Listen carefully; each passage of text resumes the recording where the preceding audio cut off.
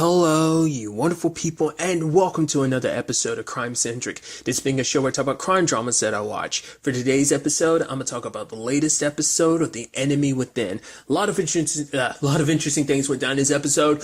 There's this lady who is close to Tall, she's Carla Mendoza. Obviously, we don't know what the relationship is yet, but she ends up getting away from a CI convoy that gets attacked.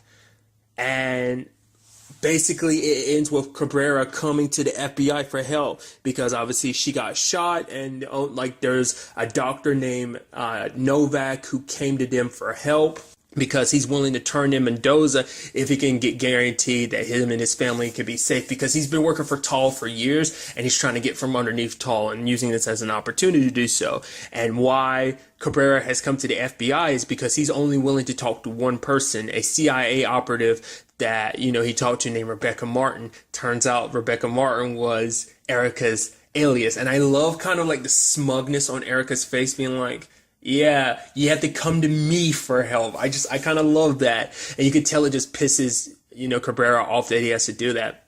And there was this interesting point. Obviously, they're going to Langley, and you have Will being like, are you okay? And she's like, why wouldn't I be? It's like, he's like, you're basically going into the room, a room full of people who hate you the most. You were the most hated person in the agency's, history. And then for Erica, it's like, it's no different than any other room I walk in.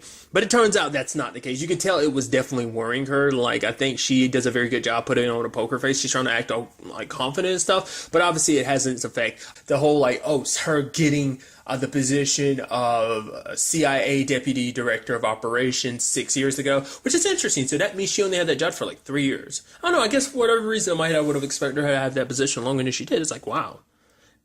Which actually kind of sucks too. It's like you were only in that position for 3 years. Nevertheless, you get all this praise and stuff. You even see Elaine there, and it's like, oh, yeah. And then the moment she walks into present day, everyone is silent. Everyone looking at her with disgust. People turning off their computer, closing their files. No matter what they do, the fact of the matter is Erica was able to pick up enough just looking around the room. You even have Cabrera kind of I think rubbing it in to a certain extent, being like, welcome home. So even Alan didn't want to listen, Novak didn't want to listen to her at first because that's not Rebecca Martin. That's Erica Shepard. She's been working for Tall for years. It's like, you know what, I'm a bail, but it's she ends up telling him stuff that only he would know. And that's the sad benefit of being the most hated person in U.S. history. Nearly one of them, just because he recognized her face immediately, being, it's like, oh, I know exactly who you are. I guess as someone who's under Tall's employ, even though reluctantly, you still would probably be more aware of all the other. I mean, I guess, it's pretty big news too. So you don't forget something like that, someone getting arrested for treason and stuff like that. So I do love that all the while this is happening, obviously they're helping, the CIA with this whole thing, but obviously secretly, you have Will having the FBI, the team look for, Bowman. He's the person who was the inside man when the convoy got attacked, because they're trying to get to Mendoza. Literally every time they said her name in this episode, I just kept thinking of that Simpsons bit. Which is crazy because I don't even I'm not that well versed in The Simpsons, but that's just one, hearing the name Mendoza just set off in my head. Regardless, that's me on my own little tangent. I do apologize. But the team, is looking for him because they're trying to find her, because it's if they can get to her first, because they know if the CIA gets their hands on her, they will never get any information because, obviously the CIA doesn't enjoy playing well with others. Obviously, Erica's also picked up a lot of stuff about because Alan had brought up some stuff about Cuba is where this all started. He was doing one thing for Tall, but you don't just do one thing for Tall. You just kind of get sucked up into everything, and it's just kind of one thing after another. It turns out, because Erica offered him a way out 4 years ago, but he didn't want to listen. I guess he was just too scared to take the chance. But it wasn't until he was in Cuba, he was helping patch up one of Tall's operatives, and basically it was a situation of he realized wow, my kids could potentially grow up without a father, and he didn't want that to happen. So that's what, changed his mind, put him in the position that he is right now of like, why he's trying to do this now instead of back then. And obviously this has to do with Cuba and Sierra Maestra. Obviously the CIA's like, oh, we don't know what that whole situation about, but like Erica literally walks past like a secret conversation and those words were mentioned. They already know that that's something that dude was looking into before he got killed a couple episodes ago. So I do like that. Like Erica and Will are making sure to stick around just so they can find out what the CIA knows. And it's like, how are you going to find that out? And Erica's like, I'm a spy on the CIA. It's like, dude, like the subterfuge and just kind of like the sneakiness of it all, I really love.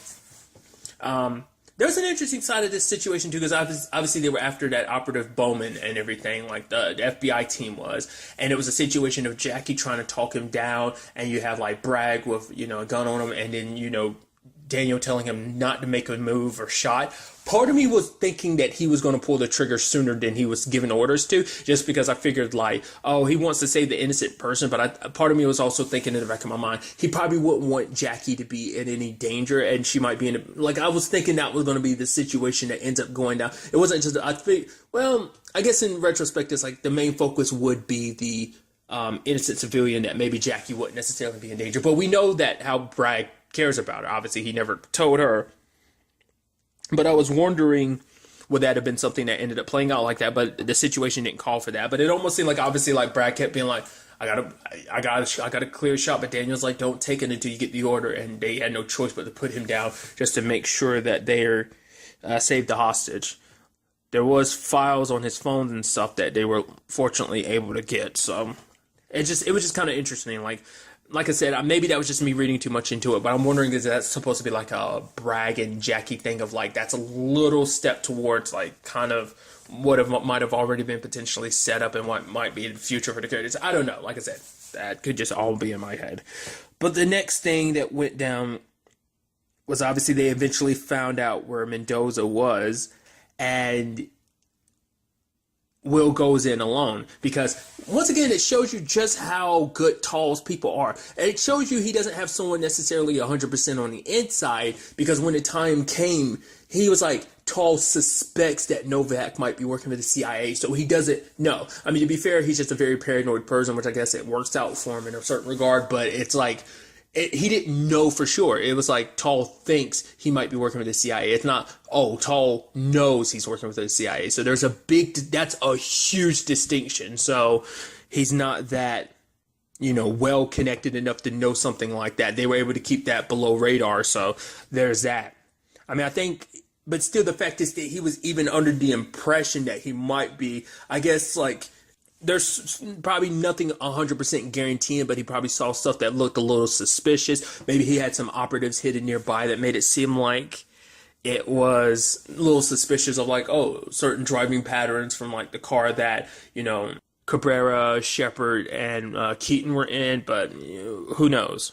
Will went in and kicked some ass, and luckily for him, Shepard, breaking out of her handcuffs, ended up backing him up. And I think that in itself shows you that Erica doesn't plan, like, this isn't some, like, oh, I'm secretly a bad guy or something like that. It's like, no, she's playing Tall. There's no even second guessing it for me. There's 100%, she's playing Tall. She's using this as an opportunity to get close to him. She's not going to read anyone in on this because she can't trust anyone else. I mean, she has to make it seem like she's the only one doing this because she can't take the chance that someone else might discover what she's up to, someone else on the team. Plus, she's probably so used to doing things on her own anyway, the whole, so, but when it's all said and done, like I said, Erica had his back like that, and Novak seems to be alive, so that's good.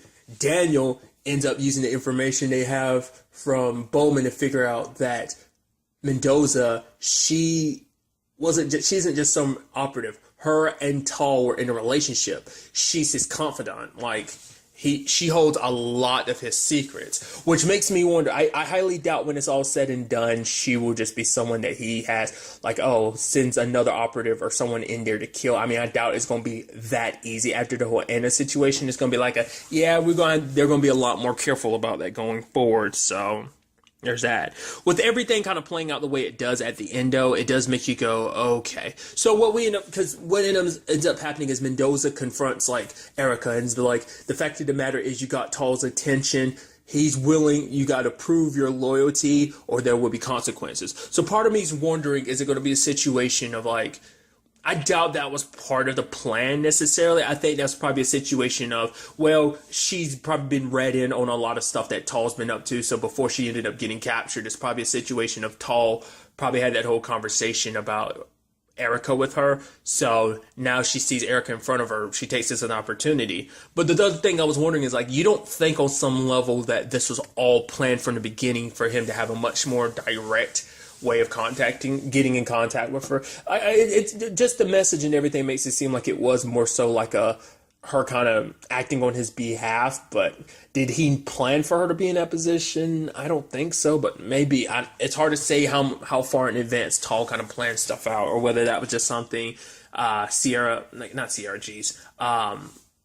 Carla Mendoza ended up, doing on her own, given the opportunity. So that's interesting.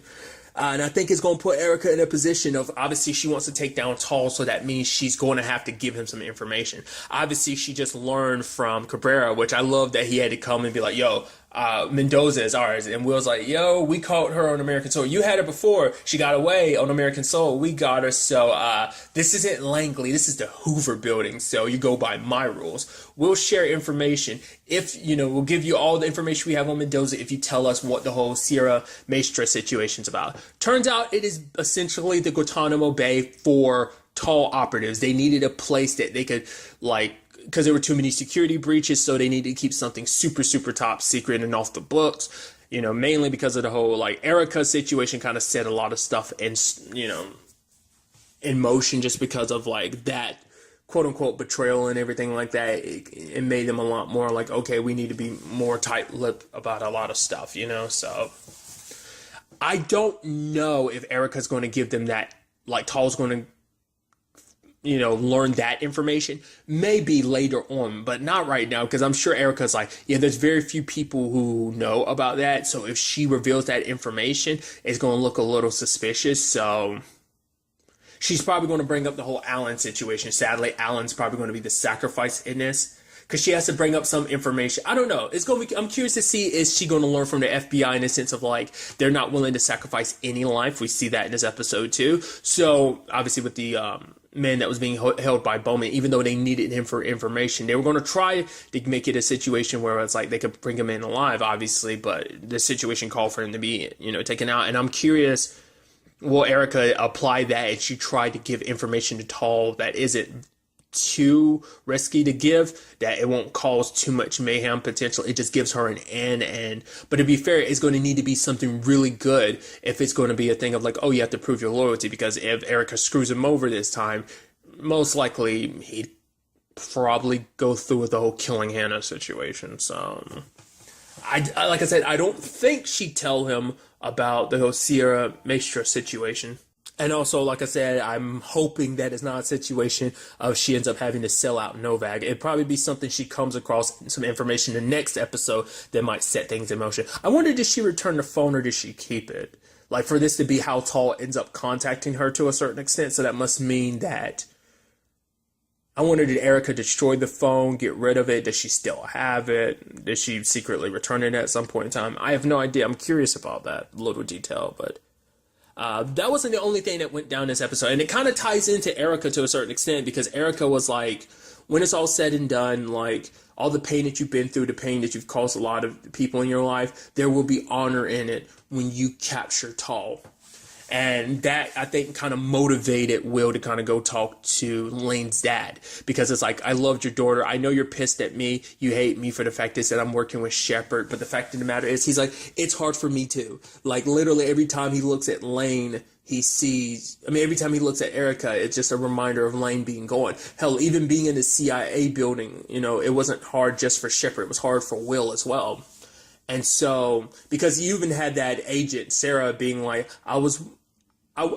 she's I can't imagine. And Will was what? She's what Lane would they, almost being oh, Lane would never support. The fact is that you're working with someone, a traitor like her. And, obviously that weighs on him. Even at one point, he's looking in the office and he thinks he sees her, So I think it's a combination of everything in this episode that kind of led him to making up with Lane's dad. But it's like, for him, it's like, this isn't about Shepard. This is about me taking down the men.